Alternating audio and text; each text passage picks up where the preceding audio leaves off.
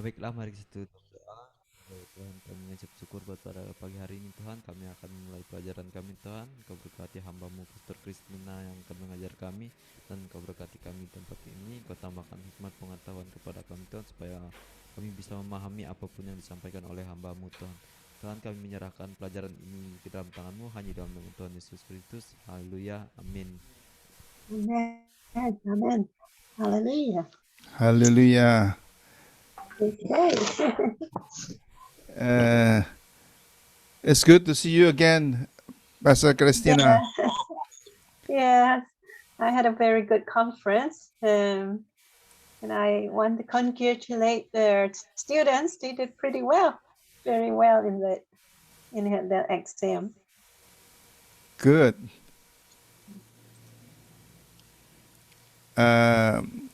So we are continuing the Genesis Part 2, Lesson 1. Yes, sir. Yeah. Yes. Okay. Probably do a little review. Yeah, a review is okay. Let me try to share it. What's it?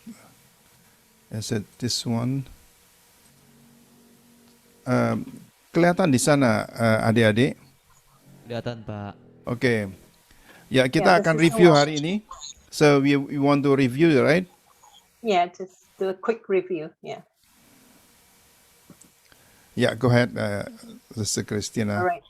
So in the second slide, The second slide, yeah. this one. Yes. So we note that the iniquity force has been so entrenched in humanity. So instead of focusing on a whole group of the humanity, God decided to focus on an individual to carry out His redemptive plan. Kejahatannya sudah sudah marak sekali di mana-mana. Karena itu Tuhan memutuskan untuk melanjutkan rencana penyelamatannya itu bukan secara umum, tetapi hanya kepada satu keluarga. Dimulai dengan satu keluarga, yaitu keluarga Nuh.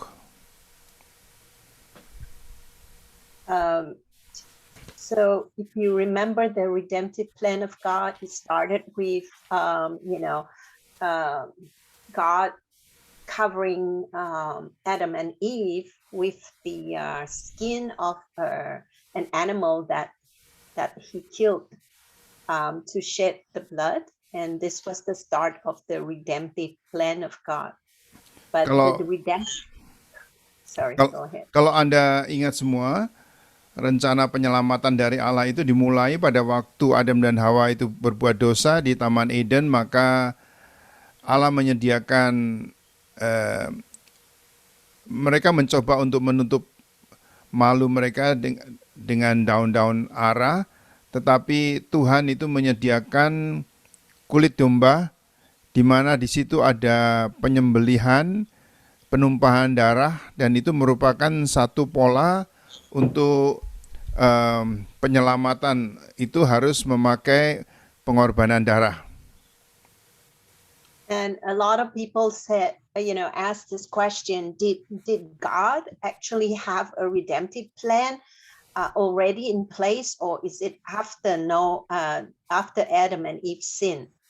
Jadi seringkali orang-orang bertanya-tanya, apakah Allah sudah mempunyai rencana penyelamatan itu sebelum manusia berbuat dosa, atau setelah Adam dan Hawa itu berbuat dosa baru ada rencana penyelamatan Allah? It actually, if you look at John, the book of John, chapter 1, you will see that the redemptive plan of God was even before, Adam and Eve sin. Jadi ternyata kalau saudara baca di dalam Yohanes pasal yang pertama, maka di sana kelihatan bahwa bahkan sebelum Allah sudah menyediakan rencana penyelamatannya itu, bahkan sebelum Adam dan Hawa itu ada. sebelum Adam dan Hawa itu berbuat dosa. Ya, bahkan sebelum manusia itu ada, itu Tuhan sudah menyediakan rencana penyelamatannya lebih dahulu. And in the book of John, it says that the word made flesh. That means that alludes that God himself will come down as flesh in Jesus. And that's the only reason why he's coming down is to save mankind from their sin. Jadi kalau saudara baca di dalam Yohanes 1 ayat 1 itu bahwa firman itu telah menjadi daging, menjadi tubuh, menjadi daging itu, maka di situ itu adalah pada saat itu menunjuk kepada kedatangan daripada Tuhan Yesus di atas muka bumi untuk menyelamatkan, dan itu adalah satu-satunya tujuan daripada Tuhan untuk menyelamatkan manusia, yaitu dengan menjelma menjadi manusia, menjadi darah dan daging ini untuk menyelamatkan manusia. Right? And then the later on you see the ark of the salvation, which is during Noah's time, and the ark represents God's salvation plan. Dan setelah itu kalau saudara melihat bahwa kemudian ada tabut perjanjian, ya, tabut perjanjian Allah itu, di mana di sana ada tabut keselamatan. Di sana itu rencana penyelamatan itu sekali lagi ditegaskan, itu dimulai dengan percikan darah dan anak domba dan sebagainya itu. So if you remember, the ark actually foreshadowed Jesus. Okay, so they all go into the ark, and it signifies that all who come into the ark of Jesus will be safe. Jadi kalau saudara melihat cerita daripada Nabi Nuh itu, maka Bahtera itu melambangkan akan Kristus, melambangkan Yesus, dan itu juga diperlihatkan di situ bahwa melalui Bahtera Allah itu, maka di sana ada keselamatan. Nah, di dalam perjanjian baru itu melalui Yesus itu ada keselamatan. Saudara bisa melihat persamaannya di sini? Bisa nggak? Bisa, Pak. Bisa ya. Ada persamaannya. Jadi Bahtera Nuh itu menunjukkan mengenai Kristus Yesus.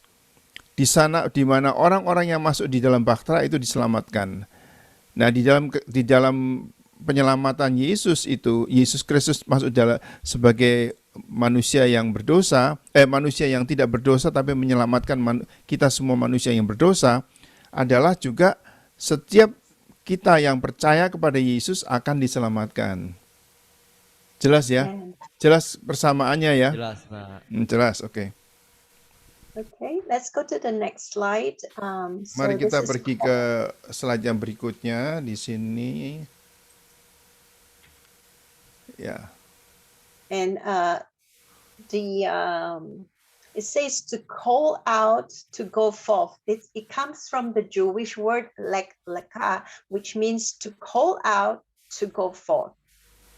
Jadi di sini panggilan Abraham itu untuk keluar, untuk pergi. Panggilan itu kalau dalam bahasa Ibrani itu berarti dari kata leka. Jadi memanggilnya keluar daripada apa? Keluar daripada tanah Ur, Kaldea dan Haran itu. And every time God calls us out, it's always to be separated for His reason. Jadi setiap kali Tuhan memanggil keluar itu, maka pasti ada tujuannya. And so, He called you out, He separated you for a reason. And so when you walk in covenant with Him, you will discover more and more the purposes why you are called out to go forth.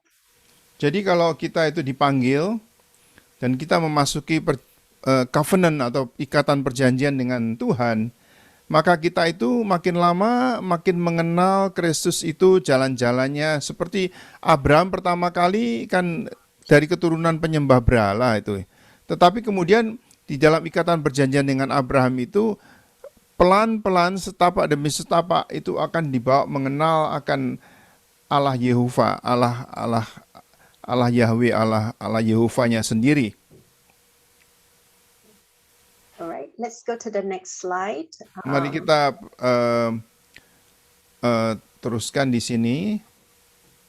So we note that, you know, Abraham, when he was called out, he took his wife Sarai and then his nephew Lot, and they proceeded to Canaan, the land where God told him to go.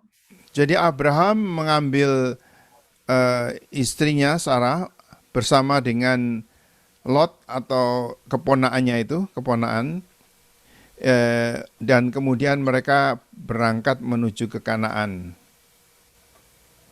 All right, let's go to the next slide. And this is where we ended in the previous slide. Now we're going to start this teaching on this slide.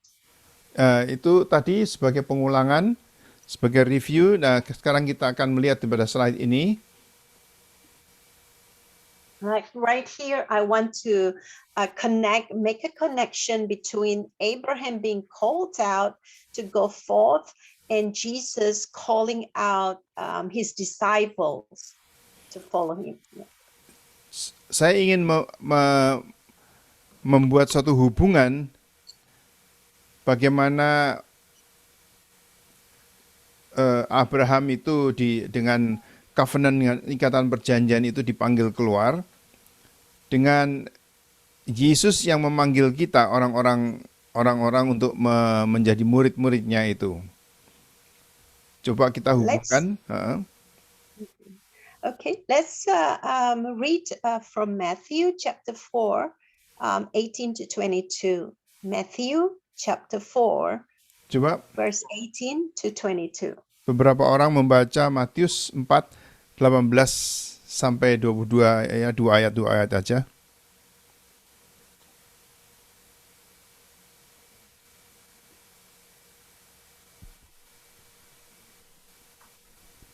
Matius pasal yang ke-4 ayat yang ke-18. Perikop di atas, Yesus memanggil murid-murid yang pertama. Dan ketika Yesus sedang berjalan menyusur danau Galilea, ia melihat dua orang bersaudara, yaitu Simon yang disebut Petrus dan Andreas saudaranya. Mereka sedang menebarkan jala di danau sebab mereka penjala ikan.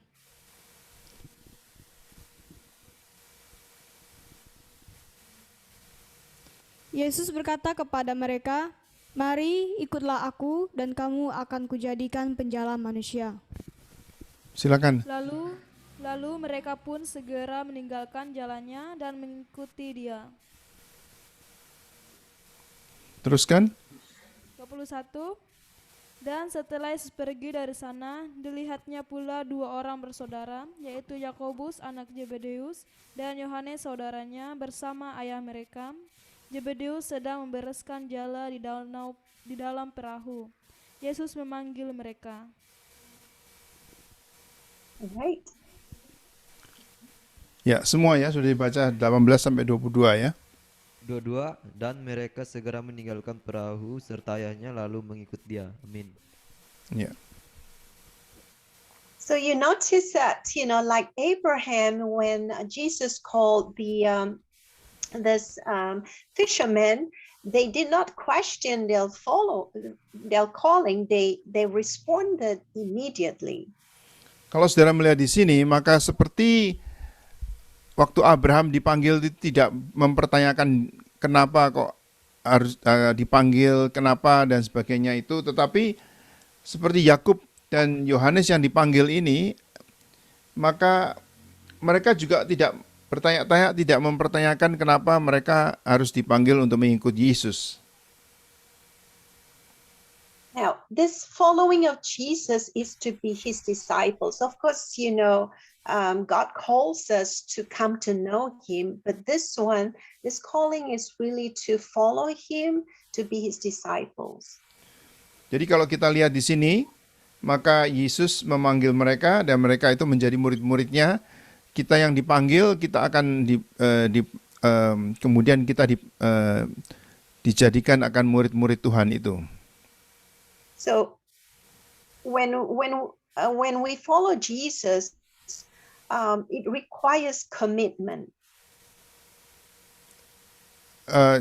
Pada waktu kita dipanggil oleh Tuhan, itu membutuhkan menuntut komitmen atau seperti penyerahan diri dan kesungguh-sungguhan. Coba ada yang bisa membantu, mungkin istilah komitmen itu apa? Ada yang bisa menerjemahkan mungkin? Erik, Agape, apa jelas nggak kira-kira komitmen itu? Kesungguhan, Pak. Kesungguhan ya. Jadi pada waktu kita dipanggil itu kita harus bersungguh-sungguh, kita memberikan ya itu istilahnya komitmen ya. Sekarang bahasa Indonesia juga sudah ada ya, kalau nggak salah komitmen ya. Betul nggak? Udah ada, Pak. Sudah ada. Oke. Jadi sungguh-sungguh kita betul-betul kita menjawab akan panggilan itu. Right. Let's look back in in Genesis part 1. We talked about how God had assigned humanity to take care of whatever field that He puts you in. Jadi kalau kita melihat kembali di dalam Kejadian pasal yang pertama, bahwa manusia itu diberi kepercayaan oleh Tuhan untuk mengelola bidang-bidang tertentu yang Tuhan pasrahkan kepada manusia untuk melakukannya. So in a way, they are called out to take care of the different fields of God, and every one of those fields we need to be committed to it because of God's calling. Jadi kalau kita lihat di sana di dalam Kejadian itu, bahwa pada waktu manusia itu dipanggil dan diberi tugas dan tanggung jawab di beberapa bidang itu, maka kita manusia harus bertanggung jawab, memberikan komitmen untuk melakukan itu dengan teliti, dengan seksama, dengan sungguh-sungguh beberapa bidang yang dipasrahkan kepada manusia oleh Tuhan. See, in the Hebrew thinking, the Hebrew way of thinking, there is no like secular and spiritual. Everything is spiritual. Jadi di dalam pemikiran Ibrani, maka tidak ada pekerjaan-pekerjaan sekuler, ada pemisahan, pengkotak-kotaan antara profesi sekuler atau profesi rohani. Tidak ada. Semuanya itu rohani. Jadi misalkan di sini kita lihat ya, tukang-tukang bangunan, apa itu semua itu kan seperti kita anggap sekuler ya. Kita anggap sekuler, jadi melakukan pekerjaan, misalkan mendulang emas, menoreh karet gitu ya. Itu semua adalah seperti kita anggap seperti pekerjaan sekuler. Sedangkan kalau saudara-saudara ini nanti jadi hamba-hamba Tuhan, itu pekerjaan-pekerjaan rohani. Guru-guru Injil itu ya, pengkhotbah, penginjil dan sebagainya itu rohani. Tapi kalau di dalam pemikiran Ibrani tidak ada dipilah-pilah antara yang rohani dan yang sekuler. And Jelas that's ya? sorry. Jelas ya. Anda jelas nggak? Jelas, Pak. Jelas ya. Jadi apakah Anda itu jadi penoreh karet atau jadi penambang emas atau jadi ibu rumah tangga atau dokter atau juru rawat itu atau pendeta atau guru Injil, itu semua adalah rohani. Tidak menurut pemikiran Ibrani itu tidak ada pemilah-milahan, pemisahan antara untuk mempunyai profesi yang sekuler atau profesi yang rohani. Right. So the problem with for a long time the church tend to separate what is secular and what is spiritual, and that became a problem because those who are working so-called secular, they don't see their work as being called out to by God, that they are supposed to do to be committed to God the same way that the ones that are called to teach, to share the gospel and things like that. Ya, jadi sebetulnya di dalam gereja ada seperti pemilah-milahan, pengkotak-kotaan antara jabatan-jabatan itu. Misalkan saudara itu bekerja di bank, atau saudara menambang emas, atau saudara menoleh karet, atau menanam padi, atau ibu rumah tangga, itu dianggap pekerjaan-pekerjaan itu kurang rohani, tetapi itu pekerjaan-pekerjaan sekuler. Sedangkan yang pekerjaan rohani cuman yang menginjil, yang membaca Alkitab, yang membaptiskan orang, yang memberkati perkawinan, yang menguburkan orang mati gitu. Itu hanya itu yang disebut pekerjaan rohani. Nah, itu akhirnya tidak baik karena menimbulkan pengkotak-kotaan. Jadi rasanya kalau saya menoleh karet, ya nggak apa-apa, saya bukan panggilan rohani, jadi saya nggak usah terlalu sungguh-sungguh sih. Padahal semua pekerjaan adalah harus kita memberikan komitmen seperti kepada Tuhan. Jelas ya? Jelas ya? Jelas? Jelas, Pak. Jelas. Kalau tidak jelas diterangkan lagi.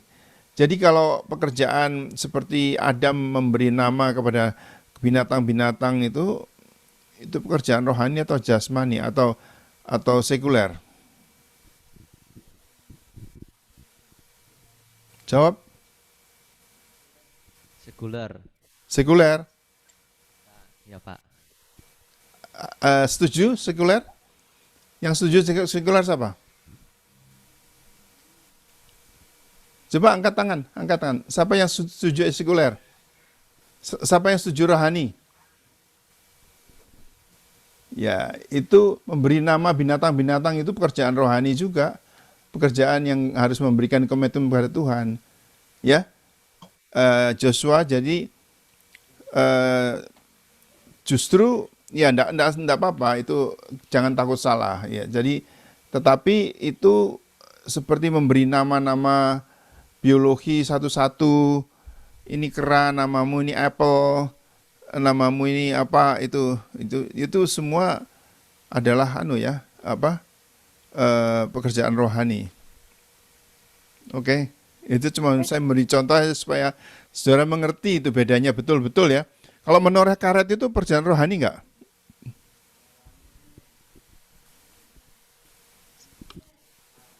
Rohani, Pak.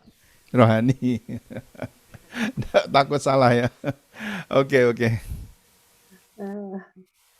Great. So as a whole, being called out is we are called out from the domain of darkness. In Colossians chapter 1 verse 13, it tells us that we have been delivered out or set free or rescued out from the domain of darkness to the kingdom of the Son of God. Colossians chapter 1 was 1. Coba tolong bacakan Kolose 1 ayat 13. Bagaimana kita itu dilepaskan daripada domain kejahatan. Coba baca. Kolose pasal 1 ayatnya yang ke-13. Ia telah melepaskan kita dari kuasa kegelapan dan memindahkan kita ke dalam kerajaan anaknya yang kekasih. Amin. Ya, dia telah menyelamatkan kita daripada dominion kegelapan dan membawa kita masuk ke dalam kerajaan daripada anak yang dikasihinya. And so we're called out from that rescued for that dark domain, and now we are called out to walk in covenant with God. Jadi kita itu dipanggil daripada dominion kegelapan masuk ke dalam terangnya yang ajaib itu, dalam keselamatan di dalam Yesus itu. So now in the case of Jesus calling the disciples, he's calling them to be followers of him so that they learn how to minister in God's kingdom. Jadi kalau di dalam waktu Yesus memanggilkan murid-muridnya, maka Tuhan mengajar mereka untuk melakukan kehendak Bapa, membangun kerajaan, membawa jiwa-jiwa kepada Tuhan dan memuridkan itu. Kita juga dipanggil seperti demikian. So we can learn from, the lives of the disciples, how to walk in God's kingdom and how to operate in the spiritual gifts that is given to us. Jadi kita bisa belajar dari apa yang Tuhan yang dilakukan oleh murid-murid Tuhan, bagaimana mereka itu bergerak dan berjalan di dalam kerajaan Allah dan berfungsi dan melakukan akan karunia-karunia rohani itu, karunia-karunia Roh Kudus. So if you look at the Great Commission, the whole purpose is to not just make believers, but to disciple the people for the kingdom of God. So you take the souls, souls of people, and you take them to be disciples of Jesus. Jadi kalau saudara perhatikan akan amanat agung itu, Great Commission atau amanat agung, maka di sana ada perintah di mana kita itu harus menjadikan bangsa-bangsa itu murid Tuhan, kan? Bukan begitu? Iya, Pak. Ada yang bisa mengucapkan amanat agung itu? Jadikan semua bangsa murid Tuhan Yesus. Ya, amin. Dan baptiskanlah mereka Dalam nama Bapa, Anak, Putra, dan Roh Kudus. Ya, bagus. Dihafalkan ya kalau bisa ya. Amanat agung ini yang saudara lakukan sekarang itu juga demikian.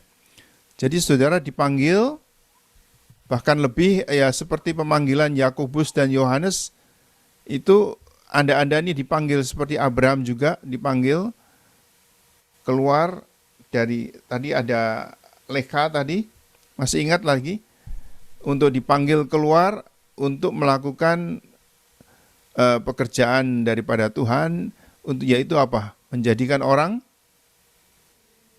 Sebagai Sebagai murid. murid-muridnya, ya. Oke. So later in later lessons, you will see how Abraham also, was able to take souls, to disciple and in his household. Jadi kalau saudara nanti mempelajari selanjutnya, saudara bisa melihat bagaimana Abraham itu juga seperti memuridkan akan rumah tangganya, orang-orang yang ada di dalam rumah tangganya yang ada di bawah kemahnya itu untuk menjadi murid-murid daripada Tuhan, daripada Yahweh, daripada Allah itu. So this great commission that we hear of in the New Testament is actually not a new thing. With Abraham, he was already doing it. Jadi kalau saudara melihat di dalam perjanjian baru itu amanat agung, sebenarnya bukan hal yang baru. Karena itu Abraham sudah melakukannya itu, melakukan akan amanat agung itu kepada orang-orang yang ada di bawah kemahnya itu. All right.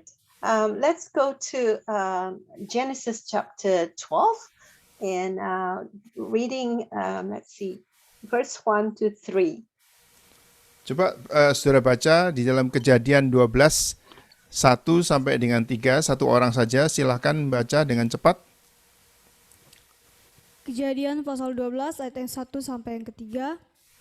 Berfirmanlah Tuhan kepada Abram, pergilah dari negerimu dan dari sanak saudaramu dan dari rumah bapamu ini ke negeri yang akan kutunjukkan kepadamu. Aku akan membuat engkau menjadi bangsa yang besar dan memberkati engkau serta membuat namamu masyhur, dan engkau akan menjadi berkat.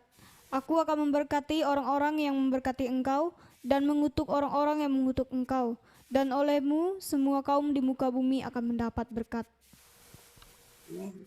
So let's look at the next slide and see the covenant promises that God, made with Abraham. Mari kita lihat slide yang berikutnya ini, janji yang ada di dalam covenant atau ikatan perjanjian itu, janji-janji Tuhan yang ada di dalam ikatan perjanjian itu. Throughout the Genesis part 2, you will see how God fulfill, not everything in full, but you will see God faithfully fulfill His promises, all these promises. Jadi kalau saudara lihat di dalam Kejadian 2 di dalam cerita ayat-ayat yang kita baca ini, maka Tuhan itu menggenapi akan janji-janji di dalam ikatan perjanjian tadi.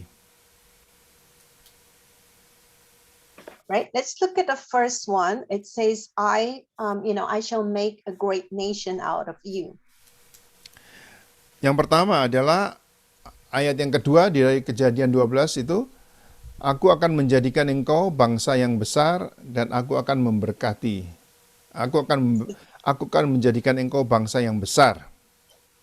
So if you notice that how Abraham had to separate from his father, his family, and so from this separation, God is going to make Abraham, not from his father, but from him. God is going to make him a great nation. Jadi ini perjanjian Tuhan dengan Abraham itu adalah menjadikan Abraham itu bangsa yang besar. Karena Abraham itu telah meninggalkan mana pertama kali?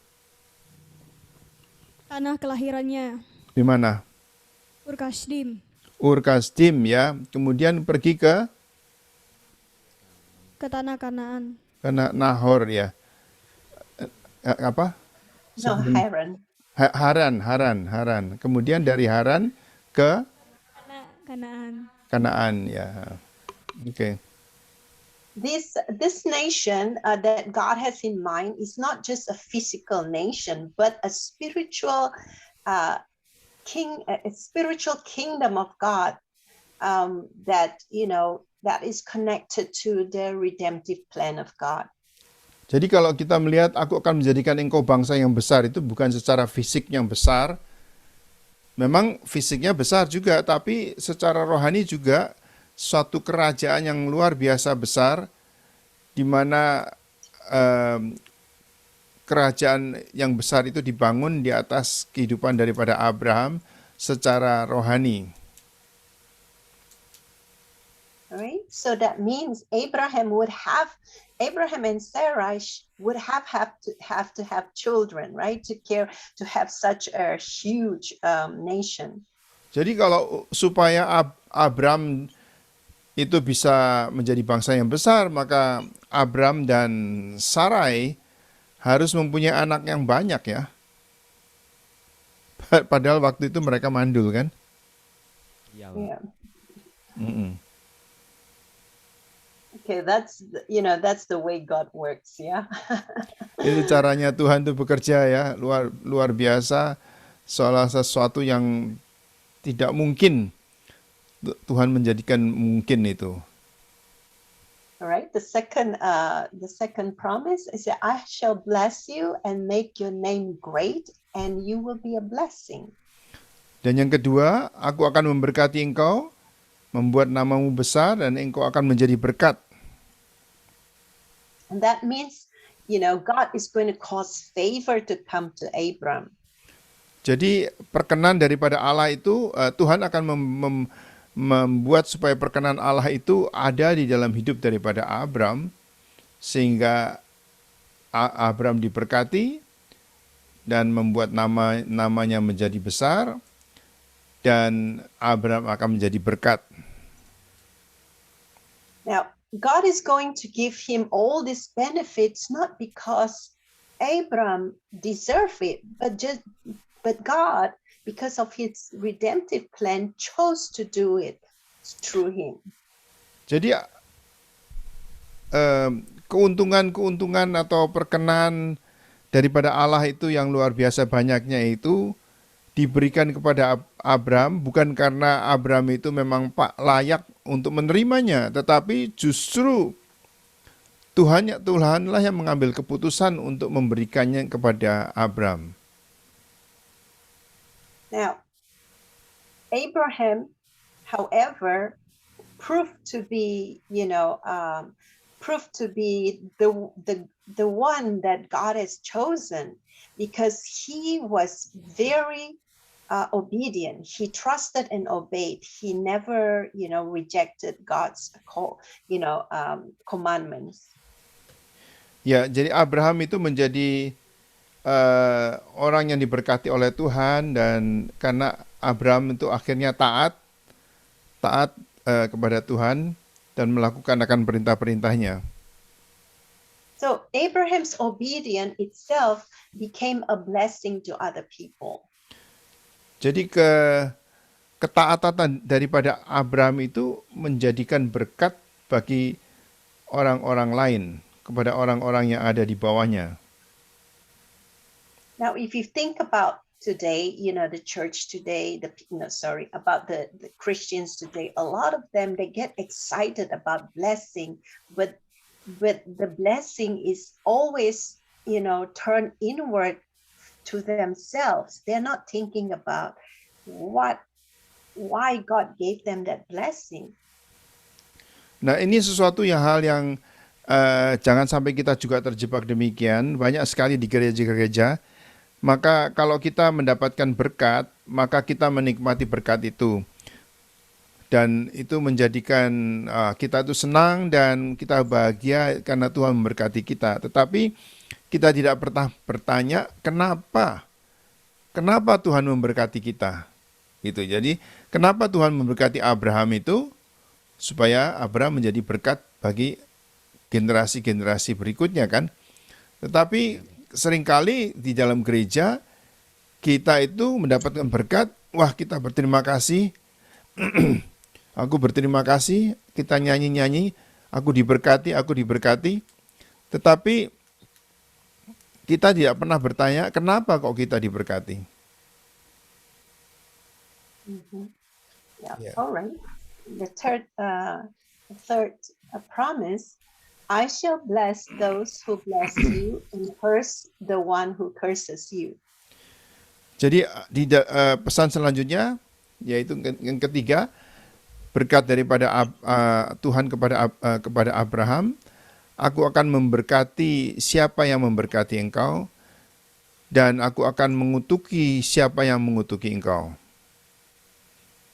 From this, promise, we can see that it seems like God is taking very personally how people treat Abram. Jadi kalau kita lihat di sini, kita tuh betul-betul takjub ya, atau heran bagaimana Tuhan itu betul-betul seperti memihak kepada Abraham, sampai caranya orang-orang itu memperlakukan Abraham itu, kalau mereka memberkati akan diberkati, kalau mereka mengutuki mereka dapat kutuknya gitu.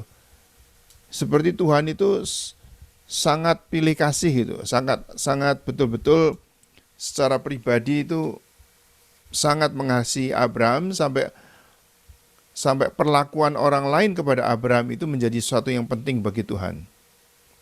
And this is something we should, take comfort. If we walk with God, consistently in His covenant, He will treat us the same as He did with Abraham. He will take how people treat us personally, whether they curse or bless us. He's going to make sure, he'll act on our behalf. Ini menjadi satu penghiburan bagi kita juga, karena perlakuan yang sama kalau kita mengikuti dan taat kepada perjanjian dengan Tuhan itu, ikatan perjanjian dengan Tuhan, melakukan covenant atau ikatan perjanjian dengan Tuhan itu, maka kita juga akan seperti demikian. Tuhan akan memihak kita, dan orang yang memberkati kita akan diberkati, orang yang mengutuk kita akan dikutuki. So so we don't have to worry so much about, how people think about us, because God himself will take care of it. Many times we are too worried about how people treat us, but we just leave it to God. God will take care of it. Ya, seringkali kita itu galau kalau misalkan ada orang yang memperlakukan kita kurang baik begitu. Jadi kita itu merasa susah, kita memikirkan kenapa kok dia melakukan itu yang kurang baik kepada aku gitu. Kita nggak perlu terlalu susah, karena Tuhan itu sendiri akan menjadi pembela kita. Kalau kita melakukan mengikuti perjanjian dengan Tuhan itu, maka Tuhan akan memberkati siapa yang memberkati kita, dan Tuhan akan mengutuki siapa yang mengutuki kita. Kita nggak usah pusing. Bisa demikian nggak? Bisa, Pak. Ya, jadi seringkali kan kita itu ngomel-ngomel, kita itu seperti merasa terluka, kok aku disakiti sama dia, gimana kok dia itu menyakiti aku, memperlakukan aku seperti ini. Nggak usah pusing itu. Karena Tuhan sendiri, yang kalau kita mengikuti Tuhan dengan setia, kita hukum ini akan berlaku untuk kita juga.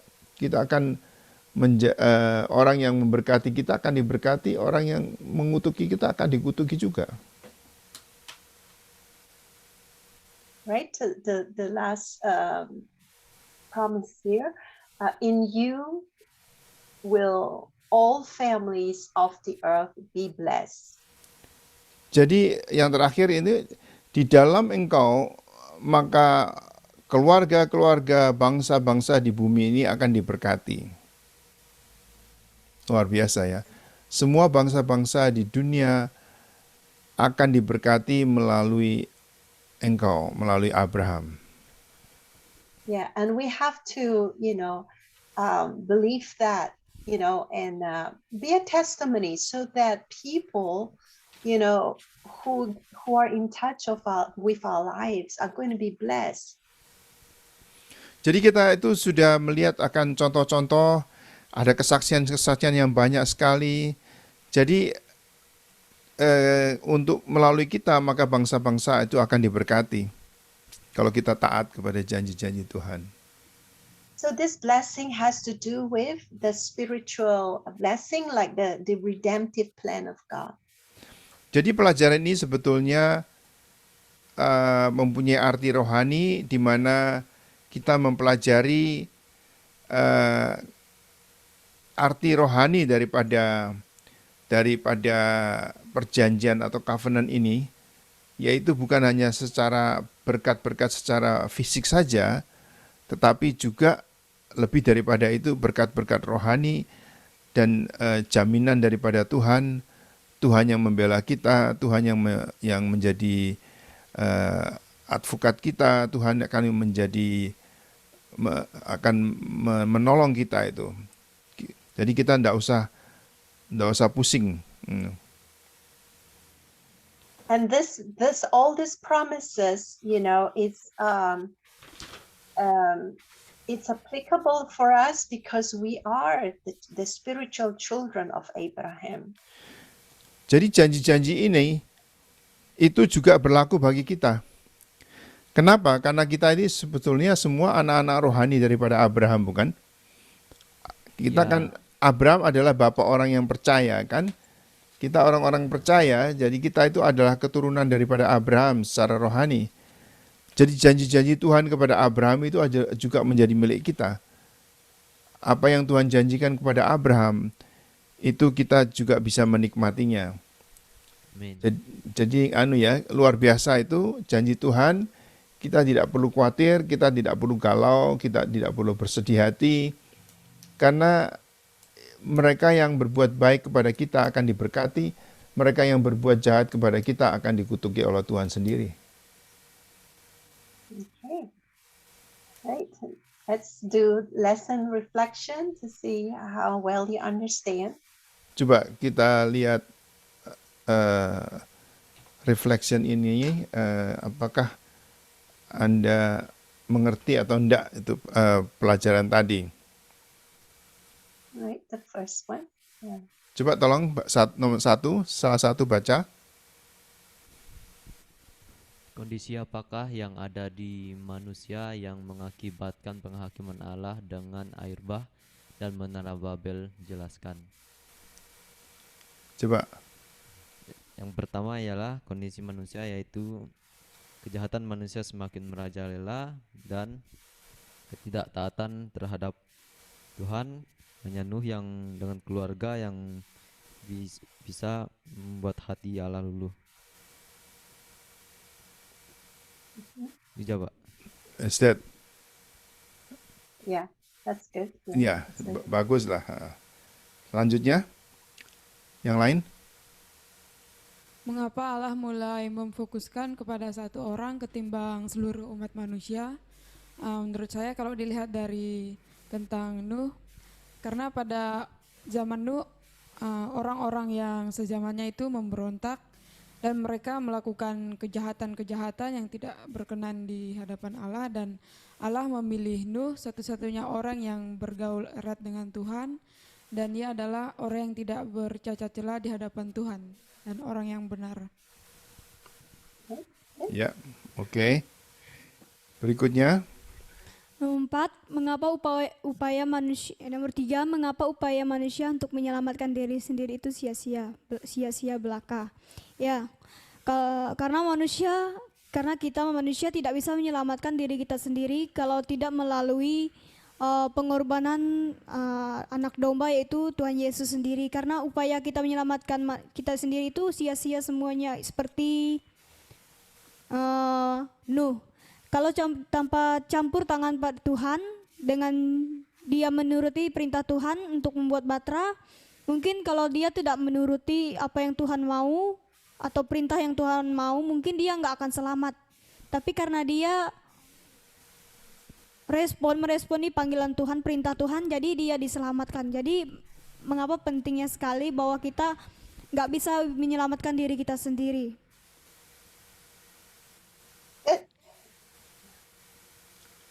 how about that? Next. Sesuai. Ya, Yeah. saya mau bertanya kepada Salvika. Ya, Kalau ini misalkan ada orang yang mau dihukum mati, ya di dalam penjara itu dia melakukan kejahatan narkoba lalu mau dihukum mati gitu. Lalu ada orang lain, penjahat lain yang mengatakan, sudahlah, aku aja yang menggantikan gitu. Tapi dia juga berdosa gitu. Bisa nggak demikian? Menggantikan? enggak, Pak. Nggak bisa. Orang berdosa tidak bisa menyelamatkan orang berdosa yang lain kan? Iya, benar, Pak. Jadi manusia itu tidak bisa menyelamatkan manusia atau dirinya sendiri. Hanya orang yang tidak berdosa yang bisa menyelamatkan orang yang berdosa. Amin. Amin. Betul ya. Betul. Jadi Tuhan Yesus yang tidak berdosa itu dari Allah harus menjadi manusia yang tidak berdosa, yang tidak bercacat celah untuk bisa menyelamatkan kita semua orang-orang yang sudah berdosa ini. Betul? Ya. Betul. Betul. Oke. Ya, selanjutnya coba yang keempat. Apa yang disediakan Allah untuk keselamatan? Mengapa Allah memanggil Abraham? Yang disediakan Allah untuk keselamatan seperti yang Allah sediakan untuk Adam dan Hawa, yaitu kulit daripada domba yang tidak bercacat celah, dan juga demikian juga Allah telah menyediakan Yesus Kristus untuk keselamatan bagi kita. Dan mengapa Allah memanggil Abraham itu untuk menjadi bangsa yang besar dan supaya semua bangsa diberkati. Itu Pak. Ya. Okay. Oke. Tapi ada satu tadi domba yang dipakai oleh untuk disembelih untuk di dalam Kejadian itu menutupi malu daripada Adam dan Hawa itu bercacat celah ya, bukan tidak bercacat celah. Waktu itu ya binatang ya. Jadi memang tidak sempurna, tapi ya itulah yang dipakai, harus ada pengorbanan, harus ada darah yang ditumpahkan, itu aja. Ya. Oke, berikutnya. Nomor 5. Dengan cara apa orang-orang percaya dipanggil Allah? Allah memanggil orang-orang percaya dengan cara dipanggil menjadi murid Yesus, dipanggil keluar dari kegelapan, dipanggil untuk berjalan dalam perjanjian dengan Allah. Yeah, good. Itu Pak. It's good. Ya. Yang terakhir, siapa yang belum dapat bagian? Anis, Yang Agape, Pak. yang dari Jum. Anis atau Agape atau siapa? Atau Naomi? aja, Pak. Ya, oke. Silakan. Oke, perjanjian Allah dengan Abraham, yaitu covenant-nya. Tuhan akan menjadikan Abraham bangsa yang besar. Kemudian Allah akan memberkati Abraham dan membuat namanya besar dan menjadi berkat. Kemudian Abraham juga akan diberkati Tuhan dan mengutuk orang yang mengutuki dia. Kemudian yang terakhir, Abraham akan menjadi bangsa yang besar di bumi dan memberkati orang sekitarnya juga. Ya, ya betul. All right. Good. Bagus. Good understanding. Okay.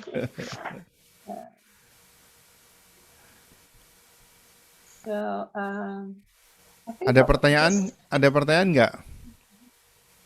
Ya, I just ask if there is any question. Okay. Jelas. Jelas nggak? Ada pertanyaan, silakan. Pak, saya mau tanya Pak. Ya, silakan. Yang keras. Ya, saya kan gini Pak, dalam perjanjian lama tentang keturunan Abraham, ibunya Abraham siapa Pak namanya Pak?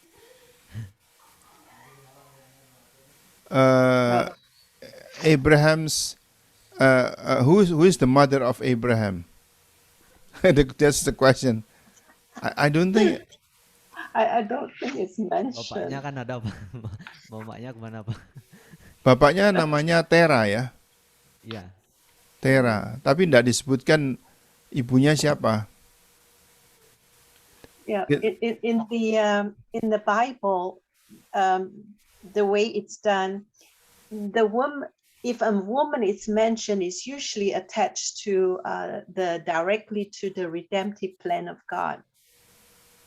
But normally they only mention the name of the man. Ya. Jadi dalam kebiasaan di Alkitab itu, kalau ada nama wanita itu disebutkan, maka itu wanita itu mempunyai kaitan yang sangat erat dengan rencana penyelamatan daripada Allah itu untuk manusia. Tapi kalau enggak, ya cuman memang kebiasaan pada saat itu adalah nama apa, laki-laki yang disebutkan.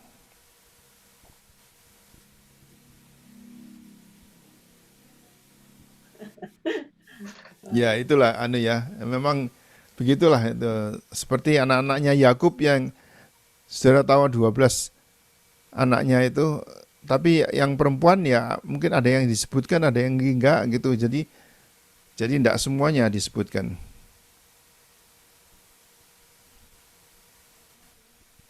oh iya Pak. Ya, Jelas, Pak. menjawab pertanyaan. Iya Pak. Ya, silakan yang lain boleh bertanya.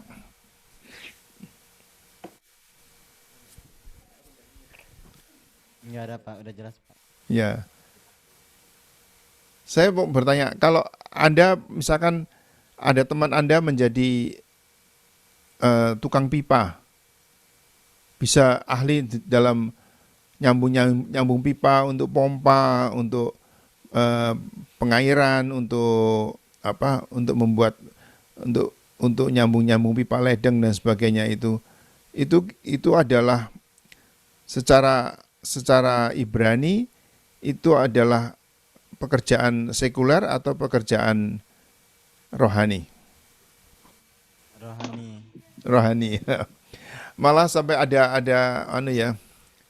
ada seperti joke gitu ya. I don't know, Sister Christina, have you ever heard about a joke that oh, I'm an ordained plumber. Ordained plumber. Jadi saya tukang pipa tapi yang diordain itu yang ditabiskan. I'm sure it's possible. Ya. Ada yang lain? Kalau nggak ada, ya kita tutup pembahasan hari ini. Ada yang lain? Agape Anis juga boleh tanya. Anton, Naomi, apa kabarnya? Baik, Pak.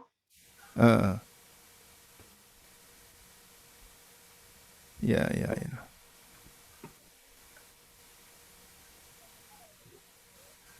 Ya, kalau kita lihat seperti kalau misalkan ya, nggak tahu kalau di Alor itu ada banyak nggak orang-orang yang memelihara kambing, sapi gitu ya. Seringkali dianggap rendah kan, tapi banyak cerita-cerita di Alkitab yang justru gembala-gembala itu, Daud misalkan, itu dia menjadi raja loh. Kan luar biasa itu. Kalau di sana ada peternakan nggak di Alor? Tidak ada, Pak. Nggak ada.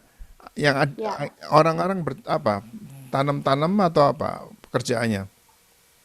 Iya, ini kebanyakan kalau di Alor tuh ini semua ini petani. Oh, petani. Oke. Ya. Tapi kita semua terpanggil ya. Kita terpanggil menjadi murid-murid Tuhan untuk membuat segala bangsa muridku, murid Tuhan ya. Itu kita dapat panggilan yang luar biasa itu. Ya, lakukan dengan setia, dengan taat dan belajar dengan baik, sehingga nanti kalau saudara bertugas, saudara bisa melihat catatan kembali. Kalau saudara nggak nyatat ya sulit nanti mau gimana gitu ya. Tapi sampai sekarang kita ada sekitar 500 lebih daripada pelajaran-pelajaran dari guru-guru yang luar biasa ini, yang masing-masing 1 jam. Jadi ada sekitar 500 jam pelajaran yang kita sudah ada. Saudara bisa akses sendiri. Iya, Pak. Udah tahu caranya akses? Udah tahu, Pak. Okay, good. Yeah. Yeah, we have about 500 hours of teaching. Wow. More That's than 500 actually. And is counting, keep incrementing the number, including this lessons. Yeah. Amen. Praise God. Oke, kalau tidak ada lagi, maka kita akan akhiri pembahasan hari ini. Dan kita akan berdoa. Silahkan salah satu berdoa. Mari kita bersatu dalam doa.